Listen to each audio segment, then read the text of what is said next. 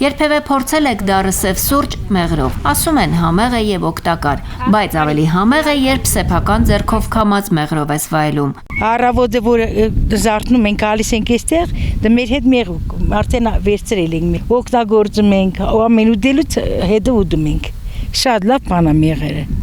Վաճառքի մեղր չունեն, բայց հարազատներին միշտ բաժին են հանում։ Գեղեցիկ Մանուկյանը պատմում է, թե ինչպես են աշխատում մեղուները։ Սիրում եմ, կայնում նայում եմ, որ պետակները մեղուները բերում,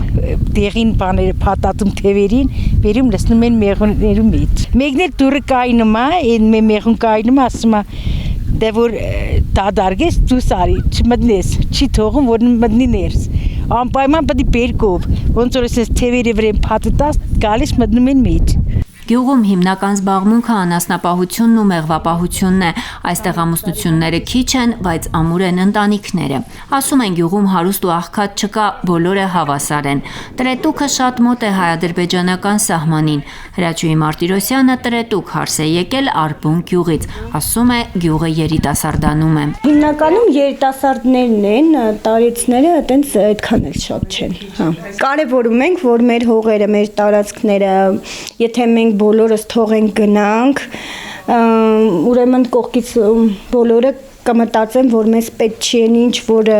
տարիների ընթացքում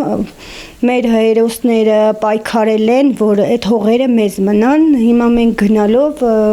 սխալ կլինի էլի։ Տրետուկից միայն մեկ ընտանիք է անվերադարձ հեռացել, մյուս բոլոր ընտանիքները վերադարձել ու ապրում են գյուղում։ 26-ամյակինը 4 երեխա ունի, պատմում է դժվար է, բայց հասցնում են։ Այս գյուղն իր առանձնահատկությունները ունի։ Բոլորս համերաշխ ենք, մեկս մյուսին օգնում ենք, ինչ ասեմ, լավն է էլի, սիրում ենք այն ինչ որ մենք ունենք։ Երիտասարդներն արտագնա աշխատանքի մեկնում են, բայց ոչ նախկինի պես շատ։ Ասում են հիմա Ռուսաստանում էլ աշխատանք չկա, ռուբլին էլ առաջվա գինը չունի, հոսքը փոխվել է, արտաքինի փոխարեն ներքին միգրացիան է զարգանում։ Սա նաև Վարդենիս խոշորացված համայնքի ղեկավար Ահարոն Խաչատրյանն է փաստում, խոստովանում է երիտասարդների զբաղվածության հարցը ցավոտ է։ Եթե միտեղ մենք գործարաններ չունենք, տարբեր տեսակի բաներ չունենք, բնական է, որ աշխատատեղ էլ չունենք, դե գործարար ժողովուրդը հիմնականում զբաղվում են իրենց գյուղատնտեսությամբ։ Վարդենիս խոշորացված համայնքի գյուղերից մի քանիսը շատ մոտ են հայ-ադրբեջանական սահմանին, բայց դեռ կարգավիճակ չունեն, սպասում են սահմանազատման ավարտին։ Մենք դեռ ունենք խնդիր եւ մեր տարածքներում կան օկուպացված տարածքներ եւ այդ հարցերը մինչև չկարգավորվի, մենք պատրաստ չենք այդ բնակավայրերը համարել սահմանամերձ, հաշվի առնելով, որ մենք ունենք խնդիր, որ հարևան երկրի զինված ուժերը հետ պետք է գնան այդտեղից։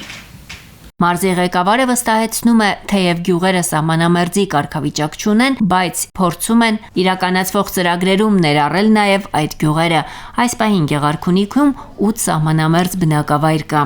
Բացառապես առաջնահերթությունը տրվում է սահմանամերձ բնակավայրերին։ Բացի դրանից հավելյալ դոտացիան, կառավարության մասնաբաժնի ավելացումը տոկոսային բանով չափով ավելացումը դրանք մեր առաջարկներն են, որոնք մենք կառավարության հետ համատեղ քննարկման արդյունքում ստացել ենք, որ այդ բնակավայրերում կարողանանք հավելյալ ծրագրեր իրականացնել։ Մարզպետը ներկայացնում է օրենսդրական այն փոփոխությունները, որոնք հնարավոր են դարձրել համայնքներում իրագործել մի շարք ծրագրեր։ Մեկ այլ փոփոխություն եւս իրականացրել ենք, ինչը համայնքների համար հնարավորություն է նոր բացել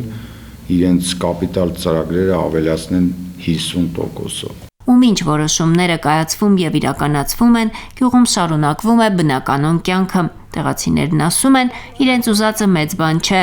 ապրել հայրենի գյուղում առանց վախի ու անհանգստության։ Հասմիկ Դիլանյան, Սամվել Գալստյան, Ռադիոլուր։